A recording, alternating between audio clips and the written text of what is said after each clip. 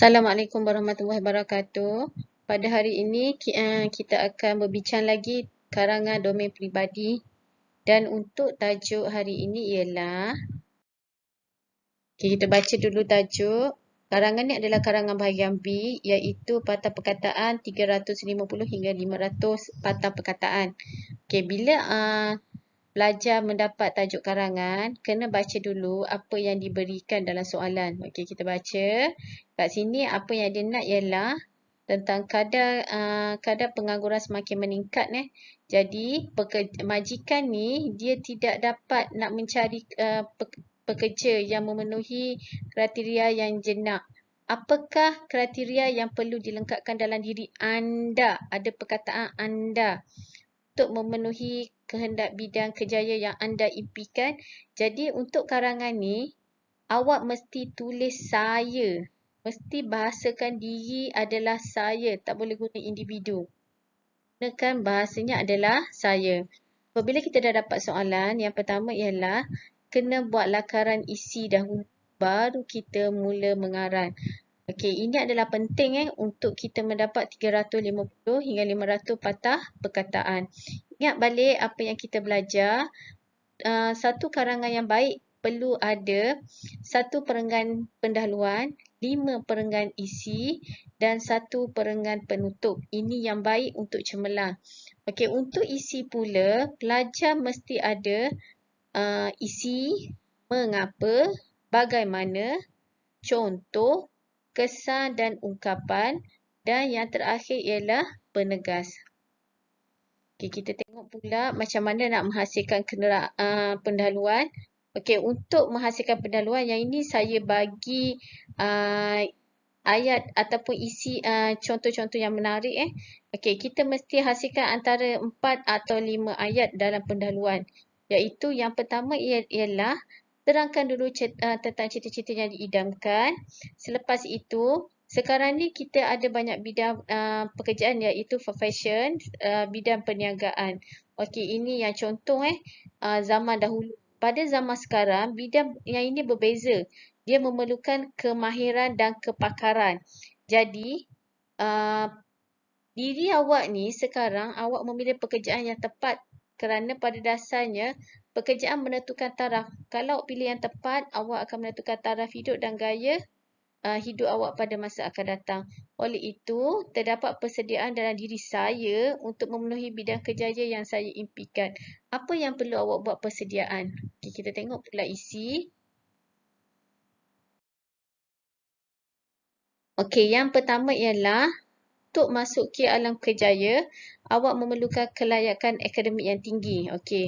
Apa yang perlu anda lakukan ialah sentiasa mempunyai kelayakan akademik yang tinggi. Itu adalah isi. Kelayakan akademik yang berbeza, ini salah eja. Berbeza mengikut kerjaya yang diimpikan. Seterusnya adalah sebagai bukti pemahaman individu yang mendalam dalam kursus. Maknanya kalau awak masuk bidang kerjaya, awak mahir, awak ada kemahiran yang mendalam. Contoh kat sini adalah jururawat dan ahli farmasi memerlukan awak masuk dalam bidang sains. Yang kesannya ialah pengangguran yang hanya disebabkan oleh tak akademik, yang tidak capai kriteria ini akan semakin mengecil sebab kalau awak fokus kepada bidang, awak akan memenuhi cita-cita yang awak impikan. Dan yang terakhir adalah penegas. Tengok, saya buat semuanya mesti ada 4, 5 atau 6 ayat. Yang kedua ialah memantapkan kemahiran berkomunikasi. Kat sini ialah individu perlu, awak perlu, saya individu ni awak tukar kepada saya, perlu memantapkan lagi kemahiran berkomunikasi. Mengapa? Sebab apabila kita ada kemahiran komunikasi, etika dan pertuturan mampu menyampaikan sesuatu mesej dengan jelas kepada orang lain. Bagaimana supaya tidak ada percanggahan dari mulut ke mulut? Contohnya ialah komunikasi dengan majikan dan pelabur. Kesannya ialah pendapat yang awak bercakap ni, majikan dengan pelabur ni akan bertambah yakin. Masukkan ungkapan dan penegas. Isi ketiga ialah mempunyai ketahanan fizikal dan mental bagi menghadapi alam pekerjaan. Kat sini awak tengok, mentalnya ialah mengelakkan stres dengan awak depresi ni dalam pekerjaan. Kerja yang banyak, awak depres. Okey, bagaimana memberi komitmen dan usaha maksimum dalam membuahkan hasil pekerjaan yang kualiti. Contoh, latih diri awak disiplin, tidak mudah putus asa. Segala di tangannya awak dapat atasi. Kesannya awak bersedia. Jadi awak pergi kerja, awak akan rasa seronok. Awak takkan rasa murung kalau awak bersedia dari segi fizikal dan mental. Okey, masukkan ungkapan.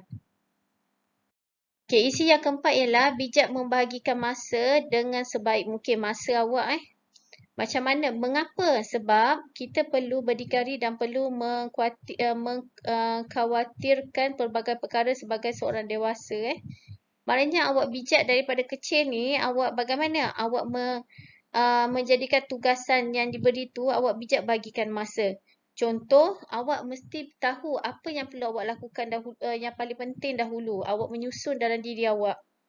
Okey, kesannya menjadi pekerjaan yang dapat menyiapkan pekerjaan dengan tangkas dan cepat. Ini penting Maknanya apa yang penting itu yang perlu awak dahulukan. Maknanya bukan kita nak kejar glamour, kita nak kejar pekerjaan yang penting dahulu. Okey, masukkan ayat penegas. Okey, ini saya salah lagi. Nombor 4, nombor 5, nombor 6. Jadi satu isi mesti ada 6 ayat.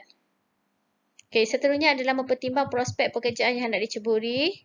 Okey, mengapa? Sebab mengintrospeksi diri dan matlamat yang jelas berkenaan laluan masa hadapan yang mahu dipilih. Okey, bagaimana? Perlu bijak melihat kecenderungan dan minat dalam diri saya. Contoh, kalau awak minat lukisan, awak perlu sewajarnya. Awak perlu memilih menjadi seorang arkitek. Kesannya adalah mudah mendapat kerja kalau awak minat. Okey, masukkan ungkapan, cari dalam buku. Lepas tu, masukkan ayat penegas. Okey, yang isi dah habis. Kita masuk pada penutup. Kesimpulannya, 3 atau 4 ayat. Ayat pertama, ayat simpul. Awak simpulkan balik. Persediaan yang mantap perlu. Okey, ayat cadangan. Maknanya awak perlu macam nak kembangkan lagi kemahiran awak. Ayat ketiga, harapan yang perlu awak lakukan. Untuk apa ni kejayaan ni? Okey, agar menjadi pekerja yang dapat menyumbang kemajuan kepada diri, masyarakat dan negara.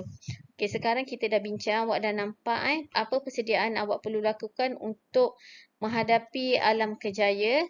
Jadi, sebagai kerja, siapkan karangan ni, mesti karangan awak 350 hingga 500 patah perkataan.